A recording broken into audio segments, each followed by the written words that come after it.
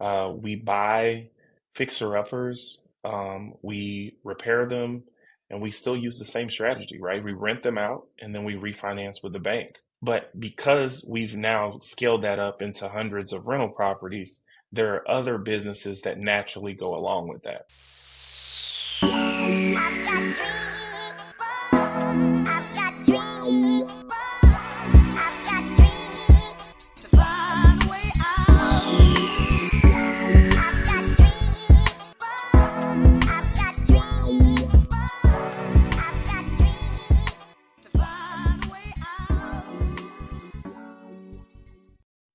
Welcome to episode 6 of the Real Estate Junkie podcast. Joining us today is John Crutchfield, who transitioned from a career in education to amassing millions of dollars in real estate.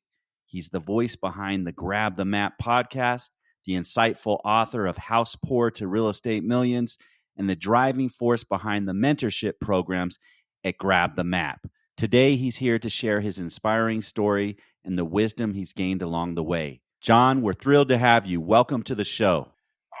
All right. Do I call you the real estate junkie? Well, you can call me a real estate junkie. Are you a real estate junkie? That's what I want to know. Are you a I real think estate so. junkie? I You think think so? so. I think I'm a real estate junkie. Yeah. So it's pretty addicting, I'll tell you that, isn't it? I think it's very addicting. There's a thrill to it. There's a chase to it. But it's very transformative. Definitely can change our lives through it. So I like it for that It reason. is. Like I quit my job over it, so I am a true junkie. And you too, you have a similar story. So let's get into it. I want to know about the John before real estate, though. So give me a quick little snapshot of your background before real estate. Yeah, so I appreciate you for having me on here, man. It's always cool to get to talk real estate, and we got to talk the other day, and I know you have a passion for it, so it's good to talk to somebody else that's passionate about it too. So yeah, so I'm a regular guy. I grew up in Tallahassee, Florida. Two parents who loved me to death. We didn't have a whole lot of money. 600 square foot house, and I had a brother and a sister, three of us living in the house. A very small house, but a lot of love in the house, a lot of discipline in the house. And I remember early conversations with my dad. When you get 18, you get out of here, and you need to be ready when you get out of here, because when you're 18, you're not going to have a bed to stay in or a place to stay. And so I always took that at face value. I didn't know I was going to be able to stay. My brother and sister, they stayed, but I thought it was mandatory that you get out. And the pathway to get out, they told me was college. You do good in high school, you go to college, you do good in college, you get a good job, you do good at the job, and then you can retire in 30 years. And so, I grew up in a house where I was the oldest of the siblings. I was kind of the overachiever. I wanted to make things happen. I didn't just wait on things to happen. From a young age, I sold CDs out of my car.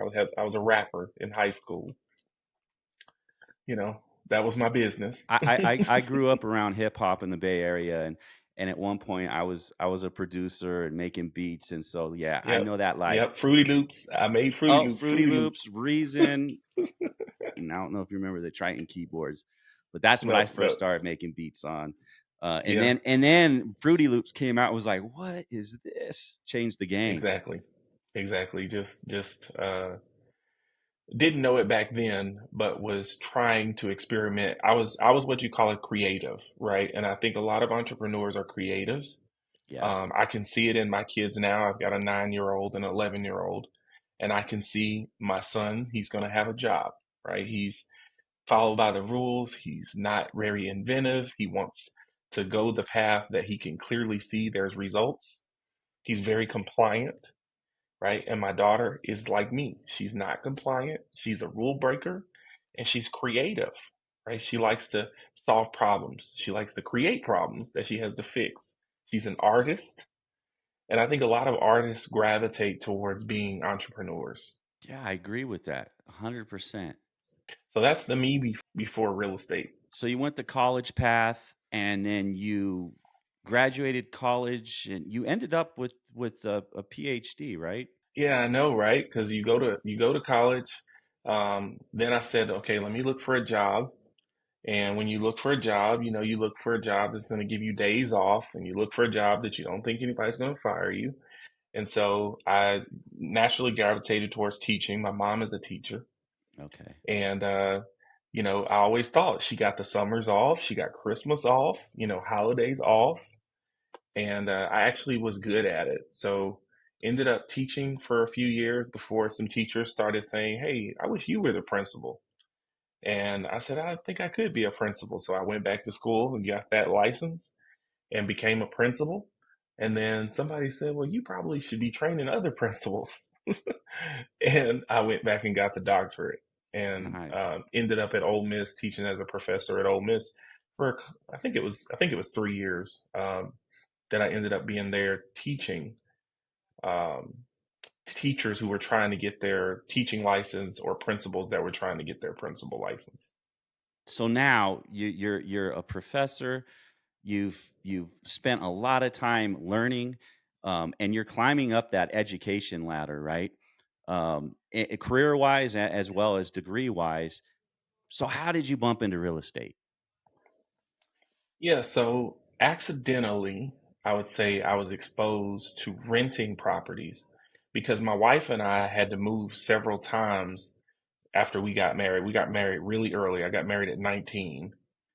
And so we had to move several times because when you're that young, you don't really know what you want. So we were married and we would move, like we moved to Jackson, Mississippi. We bought a house because that's the American dream. Hmm. And then a year later, we realized we didn't want to live there, but we couldn't get out of the house because we had just bought it. And the only way I knew to make the mortgage payment was to find somebody to rent the house. So you mean when you say you couldn't get out of it, you basically you wouldn't be if you sold it, you would actually probably lose money. Exactly. That's Okay. exactly what I mean. So, we didn't grow up with money. We didn't have any money. So we were actually able to get, this would have been 2008-ish. Okay. Actually, this would have been this would have been 2006. We were able to get, yeah, we were able to get 100% financing loan, like Yeah. no money down. And we just paid full price for the property. Like we didn't know anything about negotiating prices or getting it for less, equity, any of that. So, we paid 100% for the property. And when we got ready to leave, we did list it on the market with the realtor who sold it to us, but we weren't going to get that because it just hadn't enough time had passed. And then, like you said, we were going into we were The going house, into yeah, yeah, 2008. yeah, yeah, yeah. That was a horrible time. I had a house there then that I was trying to sell to, and man, and I ended up doing the same thing. I ended up renting it out, and that was the only thing I could do because I wasn't going to sell it. And I actually on my first one back then, which was a disaster, and I don't want to waste time talking about it, but I was actually losing money renting it out. So yeah, that's so you were able to break even with a renter on that one. Yeah, we actually listed it and got a renter and weren't planning by any means to make it a business. It was just a means to an end. And so we did that, I believe, 3 or 4 times over the next 7 years. Just, moving, getting a house because FHA would let you get another house if you were moving for work. So we Yes. moved from Jackson to Baton Rouge and then back to Tupelo, Mississippi. So in each of those places, we got a house. Um, and then we even stayed in between Tupelo and Memphis at one point, and we bought a house there. So, Wow. just very different, in moving for work. We weren't thinking about it though as a business, right? We were thinking about it as, we need to make sure we don't have to pay multiple mortgage payments. So you needed Um, someone to rent out that house, and that was the only reason you were acquiring these rentals. Well, you were acquiring it because you were moving there. Then when you were leaving, mhm, you're like, okay, how are we gonna afford this mortgage? Let's put a renter in there. It worked for the first one, exactly. and then you did it to the second one. And so you're acquiring these homes, and you're just putting in renters in there because it was probably a horrible time to sell, right? This Yeah, is all yeah, during the great housing recession, right?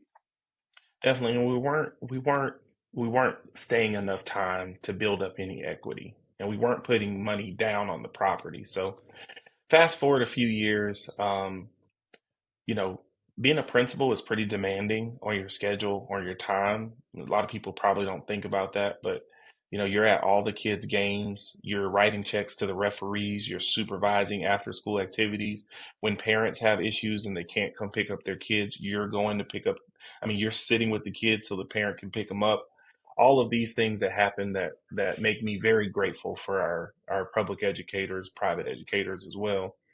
Um, but fast forward to it, just the time that it took away from my own kids and my own family as we had kids became a strain in my relationship with my wife. I would literally get to work 6 a.m. in the morning and get home a lot of times at 8 or 9 at night. Maybe I have enough time to bathe my kids and put them to bed to give her a 30-minute break, a 45-minute break. And then I was popping right in the bed to go to sleep because I was exhausted. And so we ended up agreeing together that I would take a job as a professor at Ole Miss. And, that came with a huge pay cut, but it came with time freedom to be able to do other things outside of, um, running a school. Yeah. Yeah. And, that's when all the commuting that I was doing, listening to podcasts, Dave Ramsey and Clayton Morris and Bigger Pockets and all these podcasts that were teaching me, hey, like there's another way to make income that's not working for it, right? Not trading time for money. Now I actually had time to go out and look for properties and make offers on properties. And um, my first deal is really where the click happened. Like when I say my first deal, the first deal I bought has an investment property. We fixed it up and went to the banker for the refinance, and he told me what he could do. And I was like, wait a minute, how many of these can you do for me? And he was like, you bring them to me and I'll do them. And I was on a roll then. Like What it was, how many can I buy? what year was this? This would have been 2016 to 2017 2016, when I 2017. really started. Yeah. Now, had you heard about the BRRRR strategy or you just stumbled into No, it?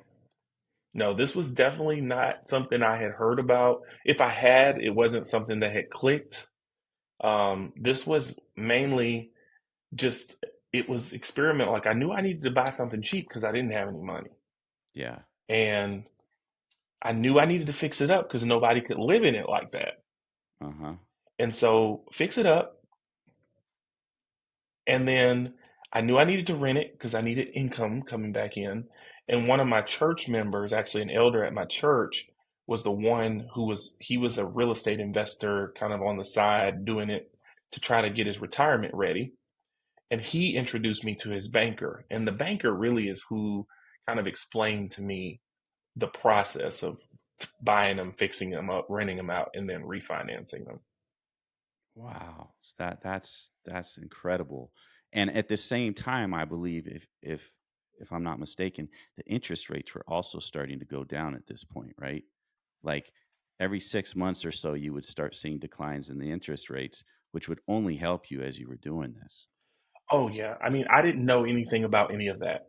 So, the sophistication that we have now, the whole understanding of interest rates, like you have to understand, I didn't come from money at all. So in the world that I grew up in, banks don't loan money to people like me. Yeah. And when I say like me, I mean people that don't know how banks operate. Yeah. you Yeah. know so I was just happy that they would loan me anything. I didn't, some of my buddies would say, hey man, you should negotiate a lower rate. I'm like, man, they gave me a loan, what are you talking about?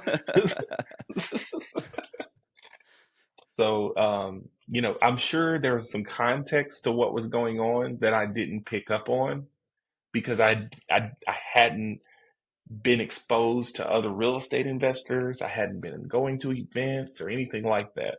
This was really more of a discovery process as I tried it and learned how it worked, built relationships with different banks and realized, okay, this is what they want my paperwork to look like. And realized that I was actually bringing them a deal. I was bringing them a service, Yeah. right? When I find a good deal and I bring it to them like I'm doing them a favor. Got it. It's a Yeah.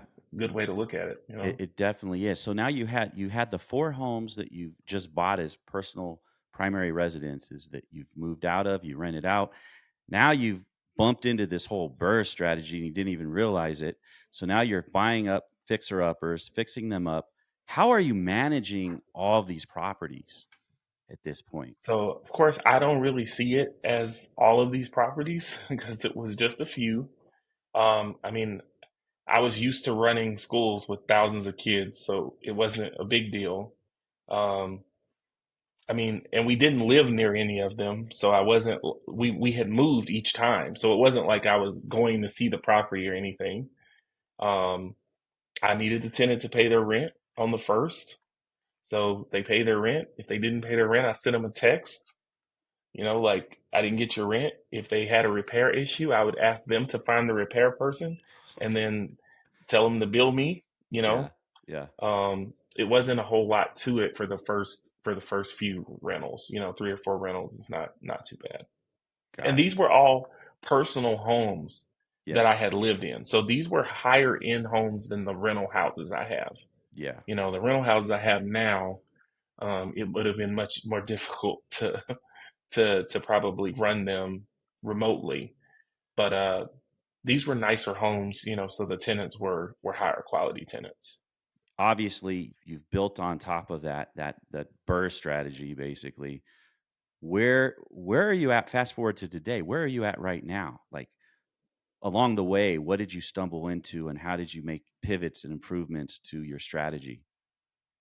That's a good question. So, you know, I like to think today we're a comprehensive real estate company.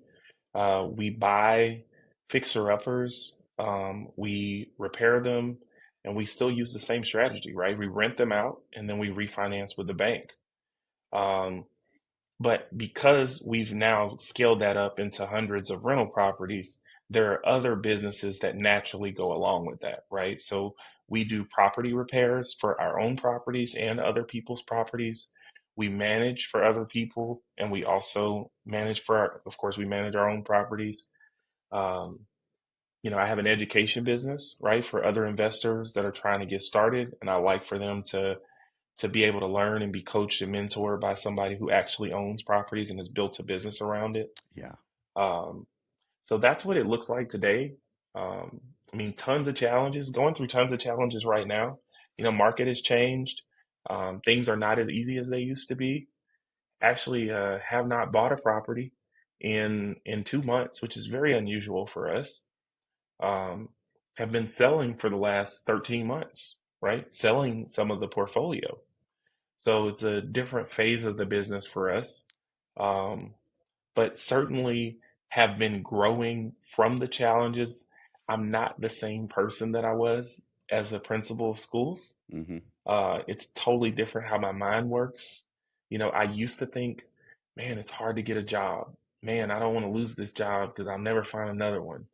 You know, all these limiting beliefs about how the world works that have now opened my mind like to what's really happening out here, which is that those of us that are go-getters that want to make stuff happen have unlimited possibilities because it's a very few select group of people who Yeah. actually want to make stuff happen. Yeah. There's a lot of people that are just sitting on the fence. They're too scared to jump off. And with that attitude, you'll never succeed at anything. And it's okay to fall down and make mistakes, especially when you're young. You're going to learn from it and you're going to pivot and you're going to do things differently. So going back to your journey, do you have something that you can share about something that if you could go back, like one bad deal or something that if you could do differently, you would do different today? You wouldn't make that same decision today.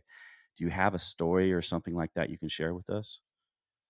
Yeah, so unfortunately, my business and my story is full of those, right? I probably made a decision this morning that I would redo, right? I'm very reflective. You know, actually, I had a conversation this morning with a realtor and we disagreed about something. I didn't like how angry I got about it. I didn't like my response. I wish I was more measured and more patient, right? But to help somebody that's like, okay, what are some things that I know now that I didn't know back then? Um, I think there are some things that are important to the survival of a real estate investor that in the beginning you're not really thinking about if you're trying to grow a portfolio, or I wasn't. Yeah. Number one, liquidity, right? A lot of people get into real estate and they instantly want to go to rentals, right? Let's buy rentals because I heard that rental properties are passive income, and I heard they're going to help me make money for doing absolutely nothing, Yeah. right? The truth is, most people should be flipping or wholesaling or doing something to build their cash before they ever buy rental properties, because repairs are going to happen, maintenance is going to be necessary, things are going to go wrong, tenants are going to move and destroy the property or leave you with bills. And if you have cash, you're going to be that much greater of an investor. So that's the first thing that I would tell myself. Um, the second thing that I would tell myself is that it's impossible to scale without going through the difficult times, right? So a lot of times people want the millions or the number of units, but they don't want the things that come along with the millions or numbers of units. A good example of this, you want to own 100 rental properties, but you never want to have a bad Google review, right? You never want to have a customer that talks bad about you online, Yeah. right? And those don't really go together. You can No. go for perfection, but in my experience, the people who are going for perfection never go scale. And those people who are going for perfection oftentimes sit around and criticize the people who go for scale. But it's like, okay, this person went for scale and they're going to have some problems. There's going to be some kinks to work out. Um, you perfected it because you were working on one deal at a time, right? So that would be the second thing is, be okay and comfortable with having to learn as you go. And there's going to be some failure involved in that, especially if you're trying to scale. And then the last one that I would go to, and I think I did this early on, but I still would say like, something that didn't go right. I think, I think as early as possible. I actually wrote a book on this, by the way. There's a book on Amazon right now called House Poor to Real Estate Millions. It's the name of the book. I will And definitely put a link to that in this yeah, podcast so people can go check it yeah, out. That's awesome. yeah. And what made me think about it was that it has like all these failures and stories in it that of things that I did that I just hope other people don't do.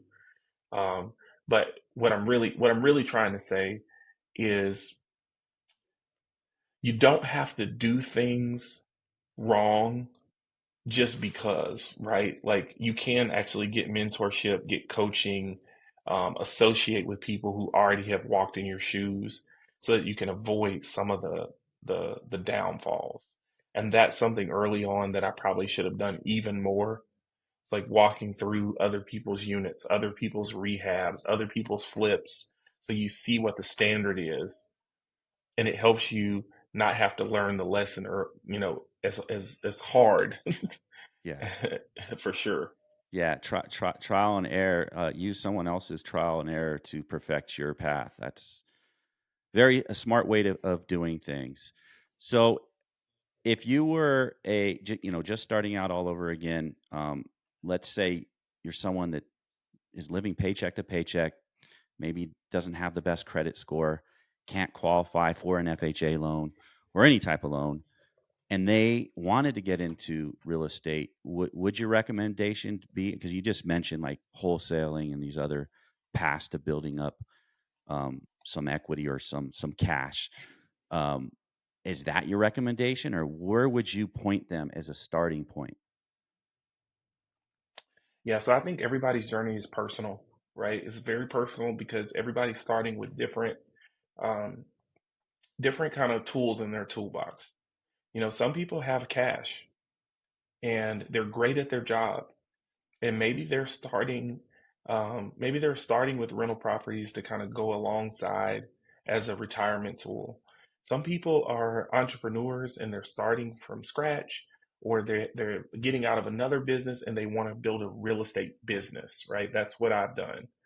um, totally different options for both people. If you're going full time in real estate investing, first thing you got to do is you got to figure out where your daily bread is going to come from, right? Where is your short term income that's going to make sure your lights stay on? Hmm. That's things like wholesaling or flipping or rehabbing or some kind of maintenance company, construction, stuff like that. Um, if you've already got that sold up and settled, then you can start to look at the medium and long term options for income, right? In real estate, that looks like I'm flipping a longer term project, or I'm flipping apartments, or I'm holding property, because really the wealth is in the holding and the development, right? The wealth is in the holding and the development. And those are long term plays. They're long Okay. term. Yeah. Yeah. So if you're going to get started, I'd say, look, like, start absorbing everything free that you can. Start just learning the lingo and start listening for things that interest you. Are you interested in rentals? Are you interested in flips? Are you interested in Airbnbs? Are you interested in wholesaling? What interests you the most? Because what you're passionate about is what you're going to stick with, right? If you don't like Airbnbs and you do it just because somebody told you they're making a buttload of money, Yeah. you're not going to do it consistently enough to get it right. So I would say start absorbing content, start uh, getting in touch with people locally that you can follow, right? And I have a little cough. Start getting with people who are doing what you want to be doing so that you can model them, and hopefully that actually allows you to start building what you want to build. Great, great advice. Okay, so one of the things you emphasize is the importance of faith and family in your life. Can you share how these values have shaped your business practices and decision making in real estate? Yeah, so I'm a Christian. Um, I believe that that's fundamental to who I am. I believe in doing what's right. I believe in um, somebody somebody greater than me ordering the steps in front of me, and I think that's made me always want to be better. Right? I want to be a better father, a better husband, a better friend, a better neighbor, um, and I think it impacts how I do business in real estate. Unfortunately, sometimes I feel like it's something can be used against me because I'm not hard, and it's very hard for me to like stand up for myself sometimes. Kind of a humble dude, Yeah, yeah. um, but I think it's been fundamental to me as a real estate investor. That's important. I mean, that's to have that at the forefront and that being your number one, that kind of puts everything else in place. Um, Hey, man, I really do appreciate this time. You've dropped a lot of nuggets of wisdom and experience with the listeners, and I just can't thank you enough. Do you have like a favorite quote that inspires you or guides you in your personal and professional life that you could share with us? There's a scripture that says, "Seek ye first the kingdom of God, and all these things will be added to you." And I think that, I kind of live by that. It's like, I believe that we are the kingdom of God and that we're supposed to be out impacting the world in a positive way. And I feel like that if we do that, things will come, right? And that's been true for me. So I think that we should all be living that out as I lose my voice. Amen. So for our listeners, and I'll let you go here because get you that cough out of the way. But for our listeners who are interested in learning more or getting in touch with you, what's the best way for them to contact you, to follow you, to see what you're doing? I appreciate that, Keith. I'm everywhere at Grab the Map. That's the name of my company. So if you type the @ symbol, Grab the Map, you can probably find me. I'm usually glancing at Facebook. That's just the age I am. Okay, But you can also find me on Instagram. I check that every few days or so. You can also find me at grabthemap.com, and I look forward to seeing you guys a little further. awesome. Thank you so much, John. It was great. All right, thank you, Keith, for putting up with everything here. Talk to you later. No worries. I've got dreams.